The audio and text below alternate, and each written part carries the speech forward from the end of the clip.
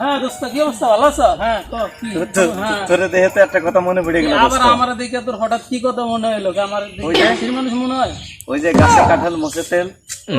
কাঁঠাল কাঁঠাল তো আছে, বাগান করছে, কাঁঠাল থাকবো না? না, বলছিলাম কি দোস্ত, তুই আমার অনেক অনেক অন্তরাত্মার দোস্ত। তুই ভাবি লেগে কাঁঠাল দিতি আমারে। কাঁঠাল লাগবো? কাঁঠাল তো পাকে নাই।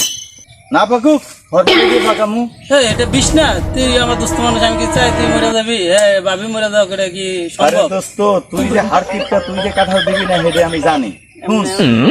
আমি ফরমালি দিয়া পাকামু, পাকাবে বিশি আমি দিবি কিনা দেখো। তুই, আমি চাই না তুই আমার দোস্ত মানুষ কাঁঠাল খায় তুই মরে যাস, সেটা আমি কখনোই চাই না। ঠিক আছে, তবে কাঁঠাল তোর লেগে একটা রাখ মোহনে, ঠিক আছে, পাকলে পরে আমি নিয়ে তোর বাসায় দিয়ে আসবো। কথা দিলি তো? হ্যাঁ দোস্ত, কথা দিলাম না, আপাতত ডিস্টার্ব করিস না। ঠিক আছে, এই কাঁঠাল বড় হইতেছে, পরে এই বাজারে বেচা লাগবে। এই কাঁঠাল যদি তুই আমার না দেস দোস্ত, দেখবি তোর এই কাঁঠালে আমি নজর লাগাই গেলাম, এই কাঁঠালের রুয়া থাকবো কিন্তু ভিতরে বিচি থাকবো না। কি গাছ দোস্ত? তুই না হারে যা, সমস্যা নাই, পাকলে তোরা খাওয়ার মতো টেনশন। আচ্ছা আচ্ছা ঠিক আছে, আচ্ছা ঠিক আছে।